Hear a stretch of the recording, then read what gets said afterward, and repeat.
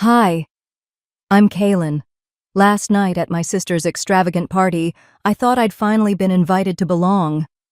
But then came the text from my father. Leave now. Don't look at them. Don't speak. I walked out, humiliated and shaking, having no idea what they were hiding or why they needed me gone so badly. By morning, the police were at their door, my mother was screaming, and I was smiling. Because for once, I wasn't powerless.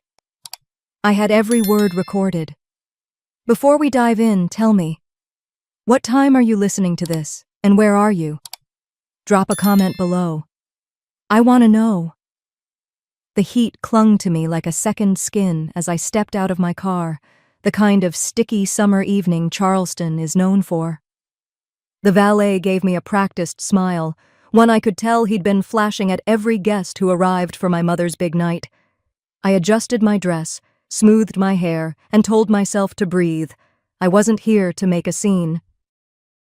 I was here because, maybe, just maybe, this time would feel different.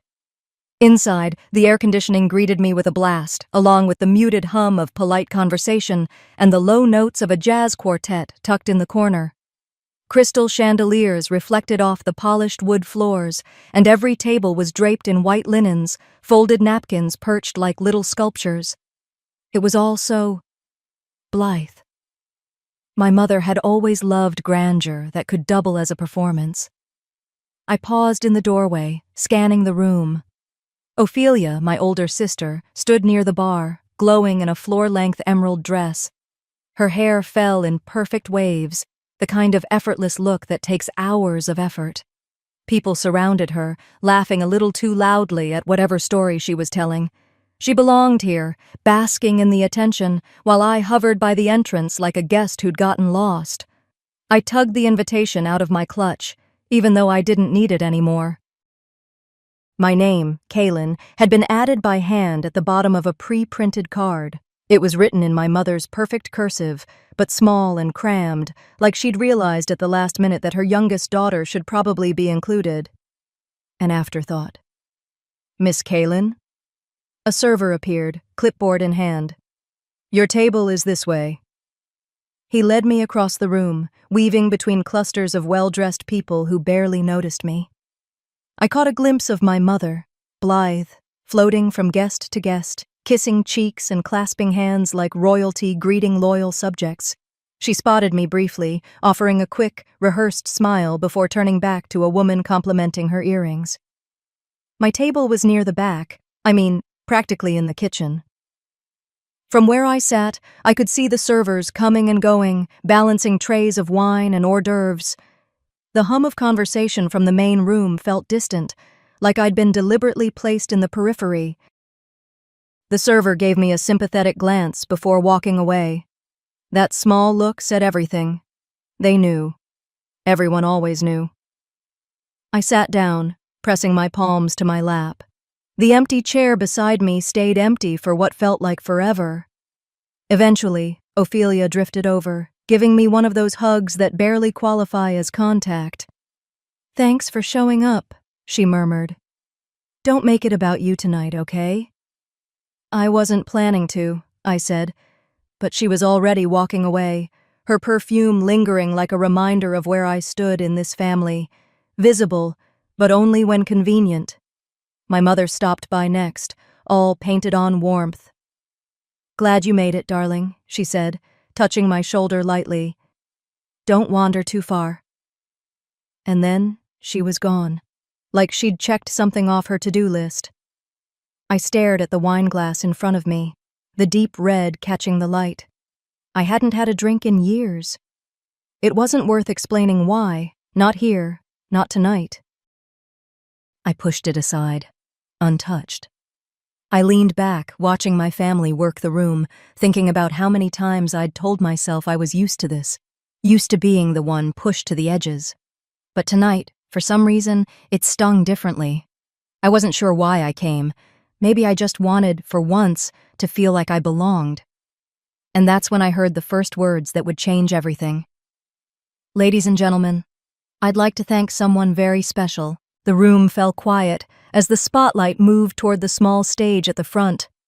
I could barely see through the sea of perfectly dressed guests craning their necks. The clinking of glasses faded as my mother, glowing in her sequined gown, glided up the steps like she'd been preparing for this moment all her life. The quartet shifted into a soft background melody, dramatic enough to make her entrance feel like a coronation. "Ladies and gentlemen," Blythe began, her voice confident, perfectly pitched to carry across the room. "Thank you for being here tonight to celebrate not just this beautiful evening, but the extraordinary people who make this family what it is." I leaned forward slightly in my chair, palms flat against the tablecloth. For a moment, I let myself imagine she meant me, that tonight she might actually see me. She didn't. "Ophelia," she continued, pausing just long enough for dramatic effect. "My darling girl, you are the heart of this family. Your sacrifices, your tireless commitment to carrying on our legacy, you are everything we could have hoped for in a daughter." The crowd erupted in applause. People whistled. Some even stood to clap. I stayed seated, frozen, my nails digging into my palms under the table. Not a word about me. I glanced at a middle-aged man next to me, some guest of a guest, who turned and asked casually, "Which one are you? The pretty one or the smart one?" I forced a polite smile. "I'm just Kaylin," I said, though my throat tightened on the words. The speech went on, a love letter to Ophelia dressed up as a toast.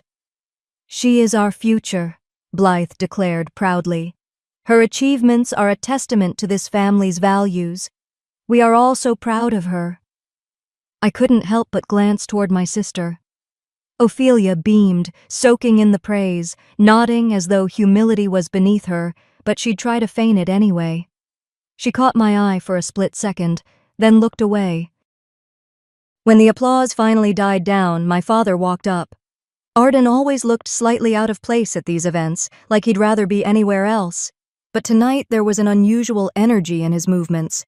He adjusted the microphone and cleared his throat. "And, well," he began, voice a little shaky, "I have a special announcement." The room hushed again. "Ophelia," he said, turning toward her with a smile I couldn't remember ever seeing directed at me, "it's time you take ownership of what you've earned.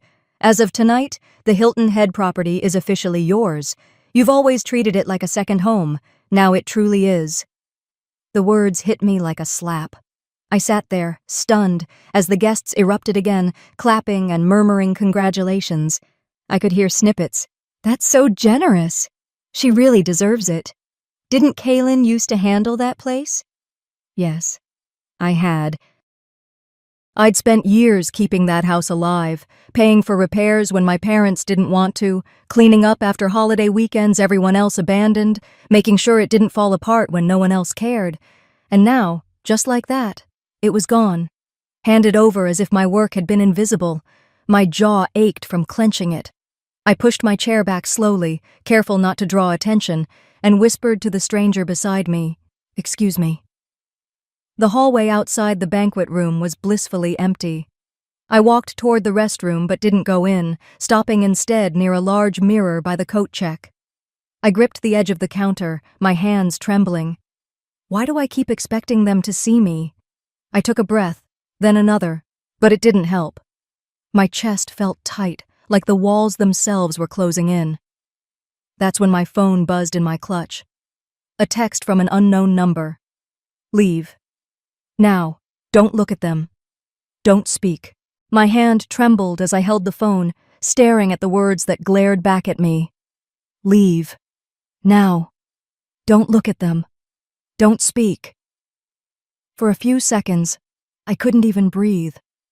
I could still hear the laughter and music seeping through the walls from the ballroom, a stark contrast to the knot of dread twisting in my stomach. It felt like I was watching my own life from a distance, the room spinning slightly as if my body already knew what my mind hadn't processed. I swallowed hard, forcing myself to focus. Who would send me that? And why now? I glanced back toward the ballroom doors. Through the gap, I could see Ophelia laughing with a group of guests, my mother's hand elegantly perched on a glass of champagne as she held court near the stage. They were radiant, unbothered.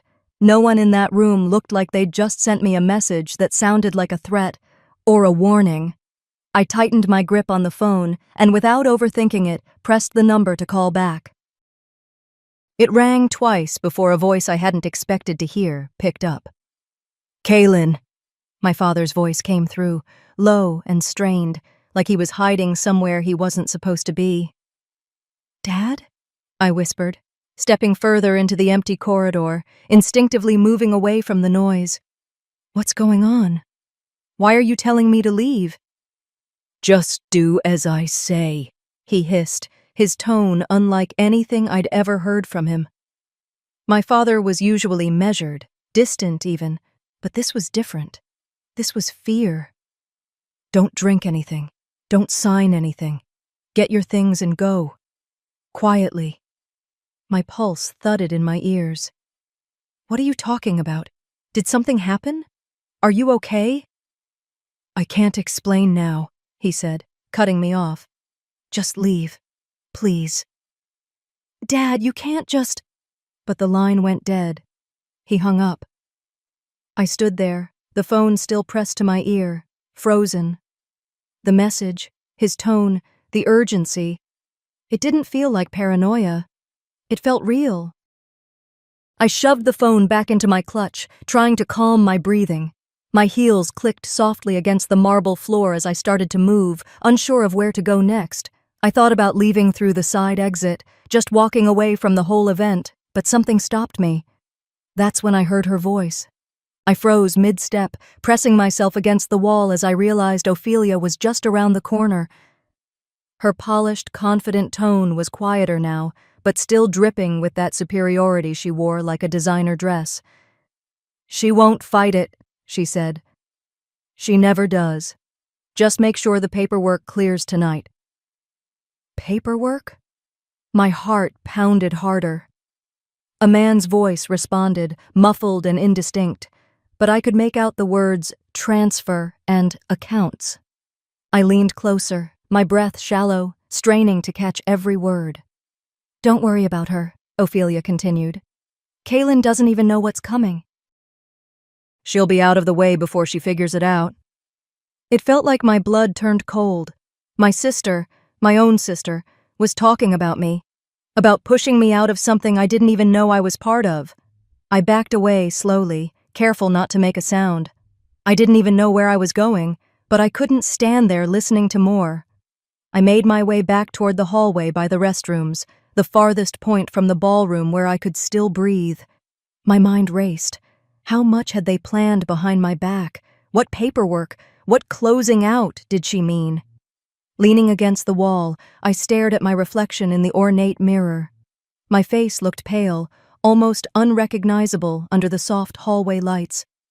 "Why do I keep coming back?" I whispered to myself. "Why do I still expect them to treat me like I matter?" It hit me then. Whatever this was, it had been in motion for a while. This wasn't just a spontaneous insult or a forgotten mention in a speech. This was bigger. And my father, of all people, had told me to get out. I pressed my palms against the cool marble wall, steadying myself. Leaving now would mean walking away without answers, but staying. Staying might mean playing into whatever trap they'd set. I didn't know what they were planning, but I knew one thing. I couldn't stay here. I walked quickly, my heels barely touching the ground, as if I could outrun the stares and whispers I imagined trailing behind me. No one stopped me. No one called my name. Maybe they didn't even notice I was gone. The hallway's golden light faded into the cooler air of the parking lot, and when I stepped outside, the night hit me like a slap. Humid, heavy, and still. My car sat under a street lamp at the far end of the lot, a lone outlier among the rows of polished luxury vehicles lined up like soldiers for my family's grand event. Once inside, I shut the door and locked it, exhaling a shaky breath.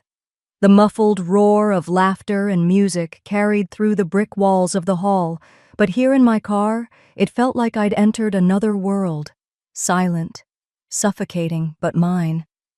I let my hands rest on the steering wheel, staring blankly at my reflection in the rearview mirror. Arden's words still looped in my head like a siren. Don't drink anything.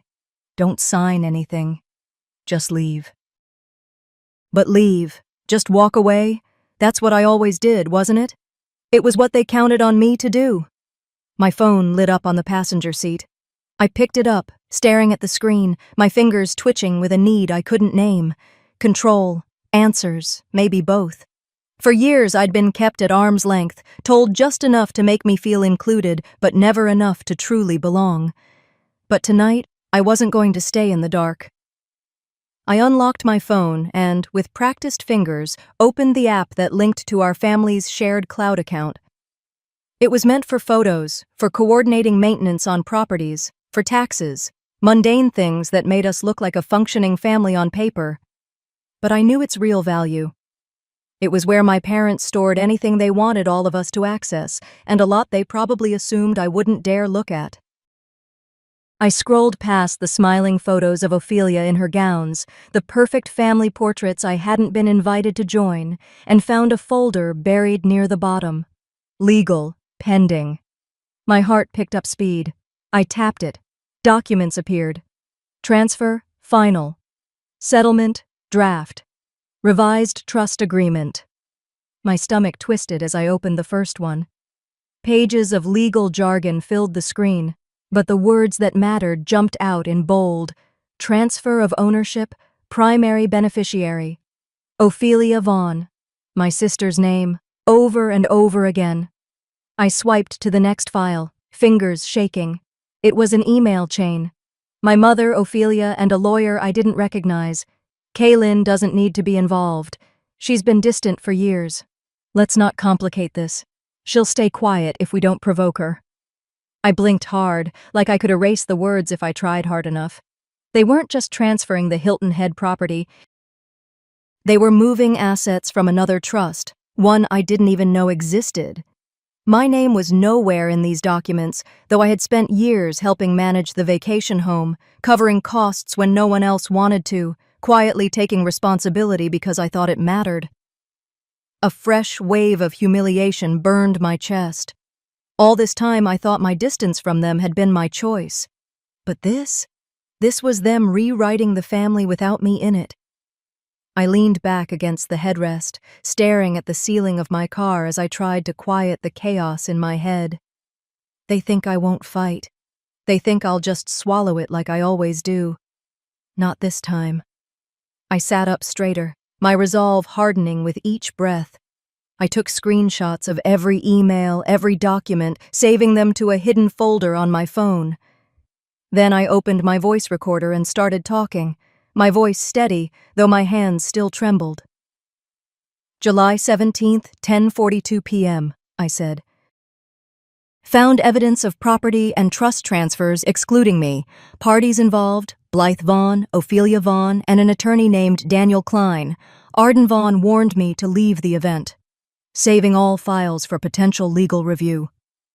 The words sounded clinical, almost detached, but they gave me something I hadn't had all night. A sense of control. I glanced at the glowing screen one more time before locking my phone and setting it back on the seat beside me. If they thought I'd stay quiet, they didn't know me anymore. And then I saw it. The date. Everything was set to finalize tomorrow morning. By the time I got back to my apartment, the sun hadn't even thought about rising.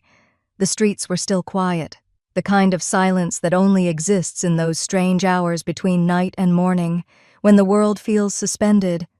I carried my purse in like it weighed 100 pounds, dropped it by the door, and headed straight for the kitchen table. My laptop sat where I'd left it, and I opened it without turning on any lights. The glow of the screen lit up my small kitchen, reflecting off the stainless steel appliances I'd bought on sale when I first moved in here, trying to make this apartment feel like more than just a place I was hiding. I pulled the downloaded files from my phone onto the laptop, spreading everything out like puzzle pieces. Legal documents, email threads, screenshots. I scrolled through them until the words blurred, but I kept reading anyway. That's when I found it, a single clause buried deep in one of the settlement drafts. Beneficiary voluntarily relinquished her rights due to consistent non-participation in family activities and management decisions. My chest tightened. Voluntarily relinquished. They were rewriting my absence, my survival tactic, as consent. They weren't just excluding me. They were documenting it like I had agreed to disappear. I leaned back in the chair and let my head fall into my hands. I had spent years trying to play the role they gave me. The quiet one, the easy one, the one who didn't make a fuss. And they had turned that into their weapon. I shut my eyes and let myself feel the weight of it. For a moment, I thought, maybe I just let it go. Maybe if I walk away, this ends. Maybe the pain stops if I stop caring. I don't know how long I sat like that. Minutes, hours, just staring at the floor while the hum of my refrigerator filled the room. But then my phone buzzed. It was Arden. They won't stop. You need to fight or walk away forever. I stared at the screen, rereading the message until it burned into me. Arden had always been quiet, distant, almost indifferent. But this wasn't indifference. This was a warning. If my father, who spent his life keeping the peace by saying nothing, was telling me to fight, then the danger was real. I opened my voice recorder again and pressed record. "It's 4:28 a.m., I said quietly. My voice sounded foreign, like it belonged to someone older, someone who'd lived through a war. They've spent years erasing me. This isn't neglect. This is calculated, and now they're putting it on paper. My mind flashed back to a different kitchen table, years ago, when I was 17. Ophelia had been crying because she couldn't afford the fee for her school's senior trip to D.C. I'd spent the summer working double shifts at a coffee shop, saving for my first laptop, and without thinking, I handed her every dollar I had. "It's okay," I'd told her. "I can save up again next summer." She'd hugged me, promised she'd pay me back. She never did, and I never asked. That had been the pattern my whole life, me giving, them taking, and me convincing myself it was fine, because I didn't want to start a fight I couldn't win. But this wasn't about a few $100s or a forgotten thank you. This was my future, my rights, my name. I felt my anger start to crystallize into something sharper, resolve. I opened a blank document and began typing. A timeline. Every interaction, every transfer I'd just discovered, every screenshot and email, organized by date and context. I attached the files one by one, labeling them clearly. Then I created a voice memo narrating the evidence, explaining what I found and when I found it, in case I needed to hand it all over to someone who could actually help me. As I typed, I thought of Blythe's voice at the party, so smooth and confident as she praised Ophelia for her dedication. I thought of Ophelia's words on that phone call. "She won't fight it. She never does." I tightened my jaw. They thought they knew me. They thought I'd stay in my little corner, quietly swallowing whatever scraps of dignity they threw my way. Not this time. I saved the file on multiple drives, uploaded it to a secure folder, and emailed myself copies. If they wanted to play games, I'd be ready.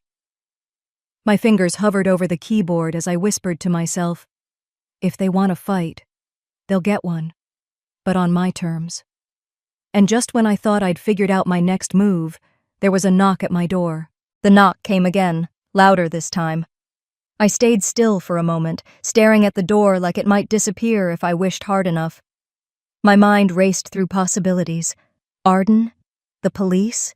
Someone who knew too much.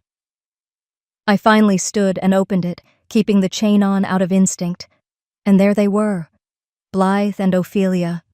They looked like they'd walked straight out of last night's party.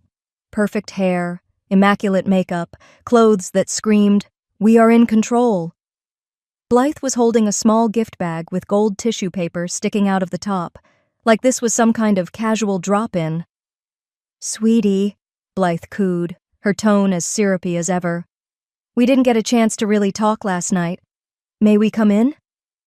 Every fiber of me wanted to slam the door. Instead, I unlatched it and stepped aside. Sure, I said flatly. Why not? They glided in like they owned the place, Ophelia trailing behind her, phone in hand. I noticed immediately how her thumb brushed the side button. Recording. I couldn't tell for sure, but I filed it away. We sat at my kitchen table, the same table where hours ago I'd been piecing together their betrayal. Blythe set the bag between us like a peace offering, though we both knew that wasn't what this was. I brought you something, she said, gesturing to the bag. A little pick-me-up. You seemed off last night. We just wanted to check in. Off, I repeated, my voice flat. Ophelia smirked like she'd caught the subtext. Well, you were sitting in the back alone. People noticed. My jaw tightened. I'm sure they did. Blythe waved her hand, dismissing the tension. Let's not dwell on that. You remember our trips to Hilton Head, don't you? Those summers were magical. You always loved that place. It wasn't reminiscing. It was theater. I caught movement out of the corner of my eye. Ophelia placing her phone, face down, on the table. Recording. Definitely recording. So, I said, leaning back in my chair, is this a family reunion, or are we going to skip to the part where you tell me why you're really here? Blythe's smile faltered just slightly, then returned, sharper. She leaned in, lowering her voice. Kaylin, I want you to understand something. Sometimes silence is worth more than anything you think you're owed. It's better for everyone if you stay quiet. You don't want this to get messy. The words landed like a slap. My heart pounded, but I kept my face calm. Ophelia chimed in, casual as ever. She's right. You know how these things go. It's all just business. No need to make it bigger than it is. Business. They were talking about dismantling my life like it was a spreadsheet. I stared at them, my hands folded tightly in my lap so they wouldn't see the tremor. Inside, I was screaming, but I'd learned long ago how to wear my silence like armor. You've thought of everything, haven't you? I said quietly. Blythe tilted her head, trying to read me. We're just trying to do what's best for the family. Family. The word had never sounded so empty. I gave them nothing else. Short, polite answers. I let them talk, let them believe they were still in control, while every word they spoke was etching my next move deeper into stone. After a few more minutes of fake warmth and thinly veiled threats, they stood to leave. Blythe kissed my cheek like we hadn't just danced around a war declaration. Think about what I said, sweetie. It really is better for everyone. I closed the door behind them and leaned against it, exhaling the breath I'd been holding. Then I walked straight to my laptop. And that's when I saw it. Something in the documents I hadn't noticed before. As soon as the door clicked shut behind them, I felt the air in my apartment shift. I didn't just need space to breathe anymore. I needed to act. I moved quickly, like if I stopped moving, I'd shatter. My laptop was still on the table from earlier, its soft hum waiting for me. I pulled it toward me and opened the folder of files I had downloaded the night before. The same documents stared back at me, pages and pages of carefully crafted legalese designed to intimidate anyone who wasn't a lawyer. But now I wasn't skimming. I was dissecting. Every word, every comma, every clause. And that's when I saw it. An addendum, buried in the trust documents. Plain, black text that they clearly thought I'd never read. My eyes traced the words. No transfer or modification of trust assets shall be valid without the explicit, unanimous written consent of all beneficiaries. I sat back in my chair, my mouth slightly open. My consent. They needed me. They thought I wouldn't read the fine print, I whispered to myself. That's their mistake. For the first time since this nightmare began, I felt something other than despair. It wasn't joy, not even close, but a spark, a crack in their wall of control. I opened my notes app and started typing, outlining what I'd found, copying the exact language of the clause. If they wanted to bulldoze me out of this family, They'd failed. Legally, everything they had done was void without me. My phone buzzed, pulling me out of my focus. A voicemail. Arden. My finger hovered over the play button. My father never called me unless it was serious. I put it on speaker, bracing myself. Kaylin. His voice was low, heavy, like he'd waited until no one could hear him. They're preparing to paint you as unstable. You need to get ahead of this. It's the only way you'll survive what's coming. I froze. Unstable. The word echoed in my head, acidic and sharp. That's what this was about. Not just cutting me out financially, they wanted to destroy me, my credibility, my voice, everything. My hands curled into fists on the table. This wasn't just about property or bank accounts. They were rewriting my identity, turning me into the family problem, the broken one. They've been doing this my whole life, I said out loud, the words surprising me with their rawness. And I let them. I saw flashes of myself as a child, swallowing every insult, every backhanded comment. I saw teenage me handing over my summer job money so Ophelia could go on some expensive school trip, telling myself, it's fine. She needs it more than I do. I saw every holiday where I bit my tongue instead of calling out their cruelty. They counted on me to stay quiet, to keep being the easy one. I stared at the documents spread out across the table, the sunlight streaming through my blinds, now glaring, unforgiving.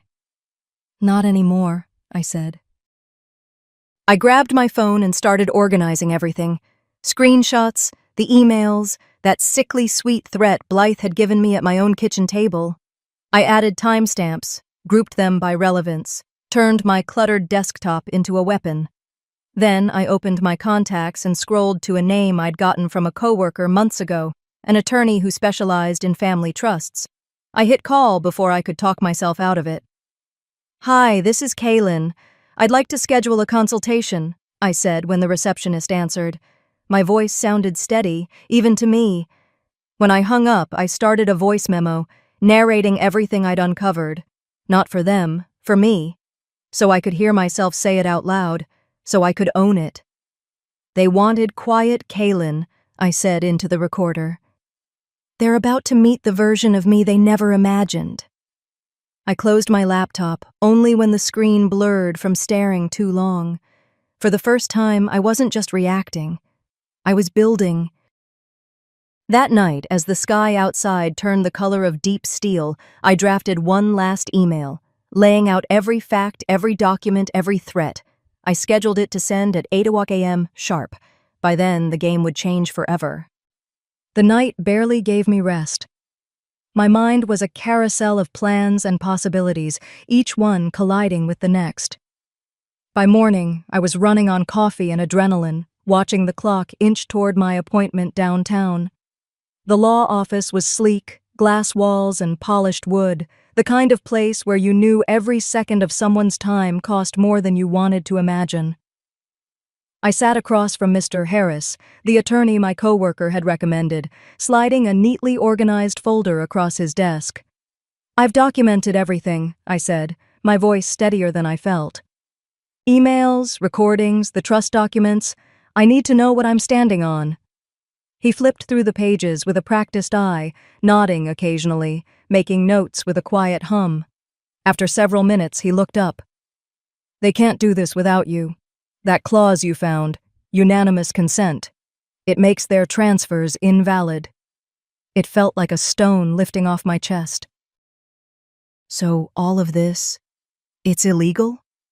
Not just illegal, he said, his tone sharpening. If you can prove those threats you mentioned, we're talking coercion. That opens a whole other door. They don't just lose if you fight this. They could face criminal exposure. For a moment, I didn't breathe. Criminal exposure. Words I never thought I'd hear connected to my mother and sister. What do I do next? I asked. File an injunction, he said without hesitation. We freeze everything before they can push through any more transfers. Preserve every piece of evidence. And Kaylin? He leaned forward. Don't engage with them directly. Let me handle all communication from here on." I nodded, gripping the edge of my chair until my knuckles whitened. This wasn't a family argument anymore. This was a war. When I left his office, the city felt louder than before, cars rushing past, people laughing on the sidewalks. I didn't feel part of it. I was carrying too much.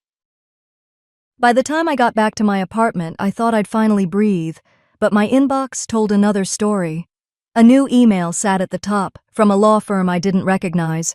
I clicked it, and my stomach dropped. They'd filed a petition, Blythe and Ophelia, declaring me mentally unfit to make financial decisions, requesting emergency control over my assets.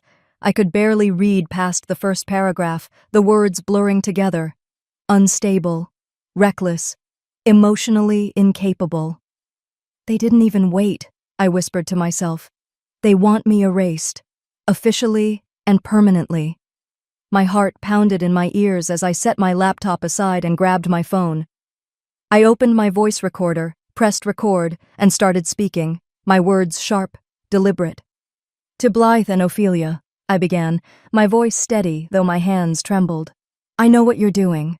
I know what you've taken, and I know you think you can make me disappear. But I am not the girl who stayed silent anymore." I stopped the recording and immediately uploaded it to my secured drive, adding it to the growing file of evidence. Then I drafted a new email, attaching everything. Emails, screenshots, even the veiled threat Blythe had given me in my kitchen, and addressed it to Mr. Harris. I CC'd Arden. And then, almost as an afterthought, I added one more recipient, the authorities. If they wanted to scare me into silence, they needed to know I'd scorched the earth first. Later, as the sun dipped low, I found myself staring at an old photo on my fridge. Me, maybe 12 years old, standing barefoot in the grass at Hilton Head, smiling like I belonged there, like I mattered. "This is the girl you thought would stay quiet forever," I said softly. "She deserves justice." At exactly 8:00 a.m., my email went out. To everyone who could end this once and for all. By the time the courthouse came into view, my heart felt like it had run a marathon. I'd been up since dawn, replaying everything in my mind, the threats, the emails, the way Blythe smiled at me like a snake offering comfort before a strike. Now, it was all coming to a head. Mr. Harris met me at the entrance, crisp in his suit, carrying a folder thick enough to choke a printer. "Everything's filed," he said as we walked in. "The injunction is solid. They won't be able to touch a thing until the judge rules." Inside the courtroom, the air was cold and sterile, but the weight of what was about to happen made it feel suffocating. Across the aisle, Blythe and Ophelia sat together, perfectly coiffed, their expressions a careful blend of concern and indignation. If you didn't know better, you'd think they were the ones under attack. When the session began, Harris took the floor, laying out every piece of evidence, the recorded conversations, the emails between them, and the lawyer plotting to erase me, Arden's affidavit detailing their scheme. He moved methodically, like he was disassembling their entire house of cards brick by brick. Blythe tried to interrupt. "Your Honor, this is being twisted. She's always been—" The judge held up a hand, silencing her. "Mrs. Beaumont, you will speak when it's your turn." I didn't say a word. I didn't need to. The recordings did it for me. Blythe's own voice, dripping with that condescending tone I knew too well. "Sometimes silence is worth more than anything you think you're owed." Ophelia's casual cruelty in the background, laughing like they were already counting the spoils. By the time Harris finished, the courtroom was silent except for the scratching of the judge's pen. She finally looked up, her expression unflinching. "Mrs. Beaumont, Ms. Beaumont," she said, her voice slicing through the room. "The evidence presented shows a deliberate and egregious attempt to manipulate both legal and familial boundaries. This court does not tolerate such behavior. Your petition is denied, effective immediately. Furthermore, I'm referring this matter for review regarding potential criminal charges." Blythe's face barely twitched, but I saw her grip the edge of the table so tightly her knuckles blanched. Ophelia just stared straight ahead, jaw clenched. It was over. Back at my apartment, the afternoon sunlight poured through the open blinds, turning the room golden. My kitchen table was still covered in the papers that had once felt like chains, but now looked like proof of my freedom. Harris had called after the hearing to confirm I regained full control of all assets, including Hilton Head. They'd been ordered to cover my legal fees and were bound by a no-contact agreement. I sat for a long time, staring at the old photo of 12-year-old me on the fridge, barefoot in the Hilton Head grass, grinning like she belonged somewhere. I pulled it off the magnet and held it for a moment. That girl had spent her whole life trying to earn a place in their story. I opened the trash folder on my phone and deleted the photo. They can keep their narrative, I whispered. I have my freedom. Before bed, I played Arden's old voicemail one last time. They won't stop. You need to fight or walk away forever. This time I didn't feel fear. I felt gratitude. It had pushed me here, to reclaim my voice. Sometimes the only way to be heard is to let your silence speak for you, and make sure the right people are listening.